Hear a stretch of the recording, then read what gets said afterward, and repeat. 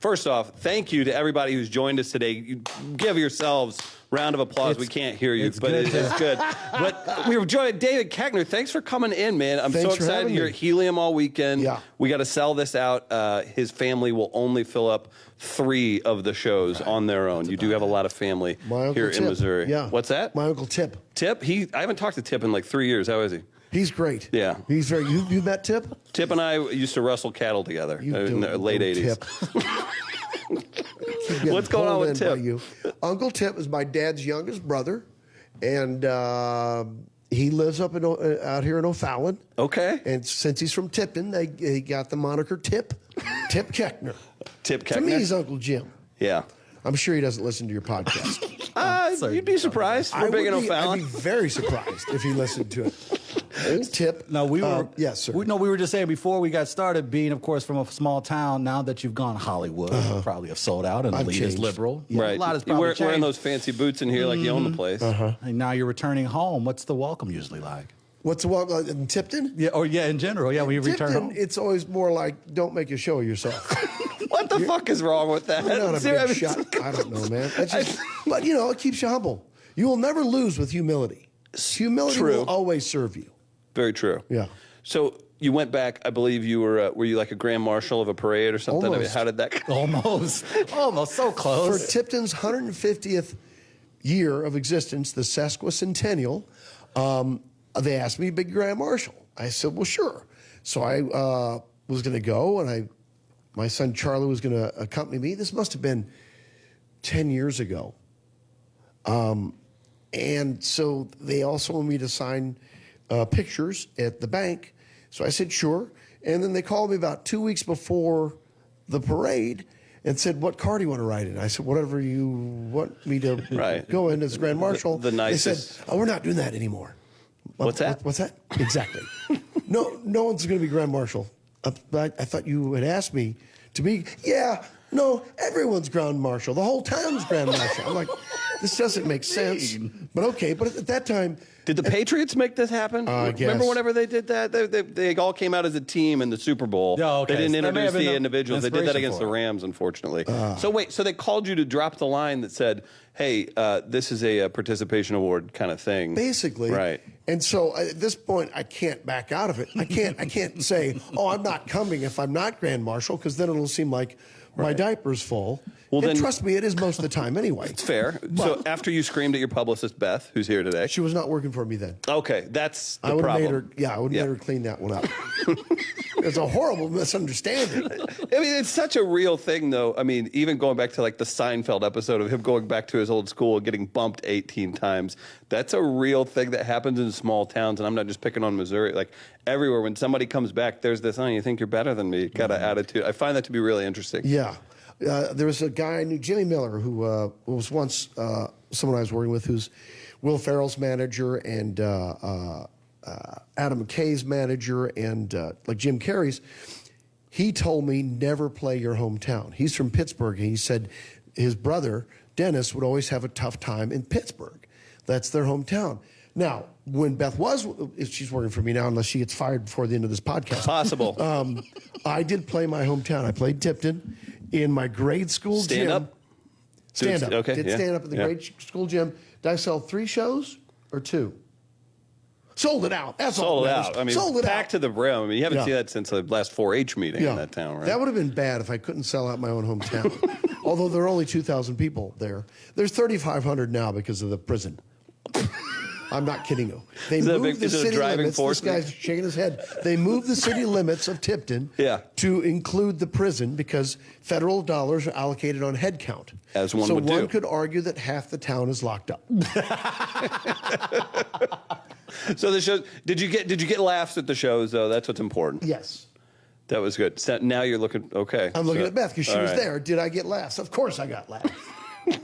Okay, so here's a question too, just to deal with that part. It's a real hot seat in here, folks. Right. There's an air of danger. There certainly is. Here's a fastball for you. Are you the most famous person from Tipton? Is the next question. Like, how many famous people are from there? One of the guitarists from the Byrds.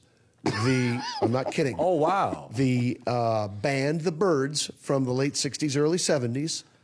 You would know their one of the most famous songs, Turn, Turn, Turn. Yes. I guess you can sing on this because you probably don't pay for music, do you? No. Sure. To every season, turn, turn. Oh, okay. Yeah. You know that song. I feel like maybe that's been the soundtrack to something you've acted in as well, Probably. too, at some point. The guitarist, I believe his name is Gene Clark, is from Tipton as well. Gene Clark. Shout out to Gene Clark. I think There he you go, might Gino. listen as well. Yeah. So was that your inspiration for coming out to Hollywood? No. Okay. I'm kind of curious. So you spent time in Columbia, Missouri. We were just talking about this. I was mistaken. I thought you worked at Shakespeare's. You worked At Los Bandidos, which is no longer open. I'm sorry. A Mexican restaurant. Yeah. Why are you sorry? Did you have a hand I'm in about its to say, closing? but how did It could have been better. I want the shrine to you there. I want you to be able to visit Columbia and go have a meal at Los I see. Bandidos. I haven't been to Columbia in years. It's probably a lot different than you remember. I'm guessing. Yeah, it's grown quite a bit. Probably grown, sure. How did a fine rural white man like yourself end up at a Mexican restaurant in Columbia, Missouri? Well, there were no persons that were of any Look at him go. He's a ballerina tap. any This is Hispanic good. heritage that ever worked there. To my knowledge, there weren't Thank any. God. Yes. I don't think anyone brown worked there at all. And I don't tan. There Sure. was an Indian fellow that worked there. Nice. We didn't serve Indian Delightful food. staff. Yeah. So hustled your way through Columbia. So Yes. I'm trying to think. So experience in Columbia, do any acting in college, do any performance there? No, none. Wow. I know. I was a poli-sci major. As was I. That's crazy. Yeah. So then I quit going to school because I realized by my third year, I was like, oh, I don't want to be a lawyer. I don't want to teach. And the only way you're going to make it in politics is if you're wealthy or you're from a political family or you're the smartest guy in any room you walk into. Right. I'm none of those things. And I decided, all right, well, this is not going to work out. So I quit going to my classes. And then you become academically ineligible. And so my dad said, well, Dave, I don't know what you want to do, but I don't think you want to go to school. That was it. I thought I was going to get in trouble, but he was quite happy to sell me the car I was driving. And then I got 3 jobs and worked in Columbia for the next year or so and saved my... When I went to Chicago, visit a friend, went to the Second City, because I knew a lot of people at Second City had gone on to Saturday Night Live. Right. This is when you had to read things from books. Yeah. And it was pre-internet. And so then I saw they taught classes. And like a bell went off. And I was Did that like, just make your head explode? Yes, in a way. Like, wow, that's how you do this. So I surreptitiously wrote down the number on a matchbook because being from a small town, you carry a lot of shame and you don't feel like you're capable. You're Catholic as well. Yes, Catholic too. Yeah. So I wrote it down secretly on this matchbook cover or inside the matchbook as if, like someone's going to tap me on the shoulder going, why are you writing that down? Who do you think you are? You've got a real attitude thinking you could take those classes. Yes. So You think you're inspired. special? Yeah. Yes. So it inspired you to get up there. That kind of shot the career into the Well, trajectory. then I came back the next year. I went home, saved money, and then moved to Chicago. That was it. Yeah, and that's the end of the story. Thanks, everybody. Yeah, We appreciate it. Yeah, it was a good Then I started taking time. classes at the place called the I.O. Improv Olympic and Absolutely. Second City at the same time. And I happened to be there at a very special time in that you don't know it, but everyone I worked with became super famous. I was there for 9 years, and in that time span, I worked with Chris Farley and Mike Myers and Steve Carrell, Steve Colbert, Nancy Carrell, Steve's wife. And there's a slew of writers for Conan, or for all the late night shows. Right. That still write for these shows. Chris and I just recently finished the Dana Carvey documentary that's currently on Hulu. I haven't seen it. Discussing the The Dana Carvey show. The Dana Carvey show, and we go with his relationship with Steve Carell and being in that environment.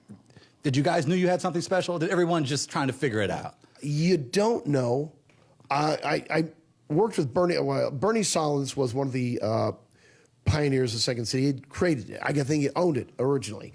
And I sat down and had lunch with him before I left to go to Saturday Night Live. And he said he had never seen a confluence of talent like had just been there the previous 10 years. Wow. Like in that time span, he said he'd never seen so much talent. That has to be an insane thing to be a part of too, because like you have a great show, right? Or you just knock it out of the park with a new character you're working on, and then you go home and you're like, I am still drinking shitty beer and eating ramen or whatever you're doing, or rent's late or whatever that is. That has to be. Did you ever think about tapping out, heading back to No. Tipton? Not once. No. Yeah. No. I honestly, once I made my decision to be an actor, something inside me said this is going to work. I just believed. Right. So you make your decision, and then you just kind of call your shot in a way. That's fantastic. As far as people that maybe didn't get commercial or Hollywood fame along those times, anyone there we should have heard about? Sure. Yeah. Quite a few, I'm sure. Well, of course. Yeah. It takes a combination of things to keep pursuing it. And people never are their own worst enemies at times, too. Well, I always say there's only one person in my way in terms of success. It's not any other actor. It's myself. The only person. I thought you were going to say your wife. Yes, that'd my be wife, weird. of course. Yeah. She's supportive of me. No, she is. And that has to be part of it as well. But I think that's the only person in your way. And there are plenty of my friends who have not made it to their full potential, I would say. And you look at them and like, I know plenty of guys that are much more talented and funny than I am, but for whatever reason, a combination of things, it just doesn't go their way. It's wild how that works out. Travis, when are you going to realize your potential? No, that's not even happening. It's happening. I'm not going to make that happen. happen. Right now. Make it happen now. Bring it out. Now, and here you go, and you just broke. And your career's over. Wow, it was quick. That was quick, up and down. But I've always been fascinated by this in the sense that we were talking about this before you got here. We were going down your list of even most recent credits. How in the hell are you a guy who has 5 kids, a wife, and you are doing voiceovers, films, television? How in the world do you balance that? Especially now. It seems like you're always so busy. You got to pretend you're a fulcrum, and you are the balance. I don't think about it. Sometimes you just have to appreciate it. I will work 3 jobs a week. I will work 3 different ones. I'll do the show Superior Donuts, which I'm on. We just wrapped production at the end of March. And then I will do maybe a guest spot on another show and a voiceover all in the same week. And I just got to remind myself that I'm blessed, rather than you can sometimes feel less than appreciative of how much work you have because you want days off. Right. To see your family, do all those things. You were talking about kind of realizing your potential. Whenever you hit Saturday Night Live, that's like a dream, right? Yeah.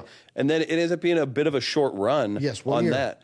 I mean, where were you at in your career at that point? I really wanted to talk to you about that because, I mean, you had memorable characters. Yeah. There were obviously a ton of talented people. It wasn't a long part of your career at all. It's a nice credit to always throw on, obviously. I had thought I was only going to do 3 years. That's you sign a 6-year contract. In my mind, I had already made up that I was only going to stay there 3 years and move on. I had also felt that the show may have run its course before I got there. And so that mindset, you can divine things. I really do believe that. And what had happened was the universe heard me. Because I decided I was going to be there 3 years. Well, guess what? You were so powerful, Koechner. Why don't we let you go after it? Hit the bricks. We're behind you, buddy. The thing is, I had a very successful year on that show. I had like 5 or 6 characters, and I did political impressions. I was a bit reluctant to do their bidding. Oftentimes they'd say, hey, why don't we do a T-Bone's talk show? And I would say, that's what's wrong with this show. We do too many talk shows. Right. Let's do more sketches. Yeah. They don't want to hear it from me. They'd ask me. Now, they're not really asking. They're really kind of telling you, here's what you need to do. Plus, I'd pissed off one of the head writers and called him a hack. So that did not help. That'll do it. Anybody who's still working today? Uh-huh. Okay. Oh, my. It's all right. Is it still strained, the relationship? Not that he knows. I think he knows that he had a hand probably in my termination. No, they just didn't renew my contracts, as they say. Right. But yeah, he knows. We've never talked about it. And I should say to him, why'd you do that? Yeah. Lauren didn't want me to go. And he blamed it on West Coast. West Coast had a hand in my not being picked up again. Wow. Yeah. Which is fine. Because 6 months later, I met my wife out in L.A. That wouldn't have happened. So, a series of events has to go a certain way for your life to go that way. But here's the thing. It's never slowed me down. Right. As you'd see, I've worked since. And how does that work, I guess, in the industry? Because there's a strong likelihood that you're going to come back across these people at some point in your career if you stay long enough. So how do you balance that? How do you manage that, knowing that, this guy's a real asshole, but I have a feeling there's at some point down the line we're probably going to cross each other. Did you grow up getting into scraps in Tipton, Missouri? I'm guessing like somebody from a small town, maybe things aren't always solved very easily either. I've never been in a fight in my life. Good. It's true. Not once. Not one. With that hat on, you're going to sit there and tell me. Not one time. Yep, I got boots too, so I could spread it as deep as you need it to be. But I've never been in a fight. I guess because I can talk my way out of it. The mouth can get you in trouble and get you out. The St. Louis model, no, I kind of stepped on his question, though. I guess being around that atmosphere in Hollywood, obviously you're going to cross other paths as far as dealing with folks like that or even just failed projects. Here's the way I look at it. Yeah. In show business, everyone's going to get fired at some point. It's Absolutely. like being a manager of a baseball team. Everyone's going to get fired. Right. Every network head gets replaced. Every executive loses their job eventually. That's just the way it goes. It's rare to have a job that long. Like, you look at Lorne Michaels, he stepped down for those couple years because he wanted that 5-year run. It was done. Then Jane Demugian or something came in and took it over. And then it was Dick Ebersol, I think, for a couple years. Then Lorne came back. When's that guy ever going to catch a break? Dick Ebersol? I mean, like, man. Isn't he passed? He's still around. Is he? Still working. Yeah. And then his son's doing stuff, too. But. I'm not sure that's the same Ebersol that ran it. I cannot remember. Either way, yeah. Someone some nerd out there goes, he doesn't know what he's talking about. I'm trying on little sleep to give you the history of Saturday Night Live. Certainly doing a great job. Yeah, I'll say that. I want to remind her. I pass. Yeah. I said more truthful things than I've lied. Good. So, and the lies that I've made up seem true enough that I'm a modern day Mark Twain. Hi. Hello, everybody. I have facial hair. It's looking good. How are you digging the beard? I am. It's hot. Is this for a role, by the way? I'm just curious. Just going to be nosy. It's just time off. Okay. we wrapped in March, and so you don't have a chance to grow facial hair when you're held by the constraints of TV. Yeah. I was hoping you were like, I'm in the next season of Fargo. I was like, awesome. That'd be great, wouldn't it? You'd be great. Except you have to shoot that up in Canada. Yeah. And I don't want to be away from my family for 4 or 5 months. Right. Yeah. If you're in Vancouver, you can shoot right back down home. That's an hour and a half, that flight. If you're in Atlanta, that's a 3.5-hour flight back on Saturday morning, catch the 7 o'clock. You can make a 9 o'clock soccer game in L.A. Oh, nice. And then I fly out in the afternoon. And so you've been home for 18 hours. So at least you have some time home. Right. But if you're in Canada, there's no easy way home. And then obviously everybody, I think here today or listening is familiar with your character Todd Packer on The Office, who was a regular, but you're not there all the time. So as far as all of the work, and then obviously you go out to shoot movies, got to mention Anchorman, everything you've done, what is the next evolution, where you're headed? What kind of slows down? Do you ever slow down? I mean, what's the ultimate job that would keep you busy and keep you close to home? Oh, the one I have on Superior Donuts. It's 10 minutes from my house. That's fantastic. CBS Radford. Yeah, I'm it's familiar 10 with minutes that from area. my house. And the Brady Bunch house is over there. Do you know that? I do. Okay. I couldn't tell you exactly where it is, but I know people get excited about it. It's in Studio City. It's probably within 3 miles of my house. We stayed in the house next to that and got really weirded out because people stopped by there all day long to take pictures. I'm like, what is happening? There's also, isn't there the stair steps in New York where they shot The Exorcist or something? It's very famous. Probably, which is the actual Exorcist happened like a few blocks from here too. Really? Yeah, that's a St. Louis tradition. We're like, yeah, toasted ravioli, The Exorcist, and the Arch. Like that's kind of a thing. And then whatever I had this morning, gooey butter cake. Good goodness. You had that this morning? Oof. You're That'll a good sit sport. with you. Yeah. It certainly will. So it's a network show that goes on for 12 seasons. God, that'd be great. It's a CBS show. It's usually, it's kind of one of those shows like CBS is notorious for like, we're here for 15 years. Hopefully we are back. We haven't heard yet. I'll know next Tuesday. You have a lot of talented people on there. We've interviewed Jermaine before, Jermaine's and Rel amazing. has also been on. Rel as well. Battle. Rel Battle. I saw Rel the other night. We did stand up in town. Same show, yeah. Very nice. So I do hope it comes back. It's also has Katie Seagal and the great Judd Hirsch. We have an amazing cast. That's incredible cast. It's a deep bench. Yes. Every player, Diane Guerrero, everyone hits it out of the park. So I'm hoping we're brought back.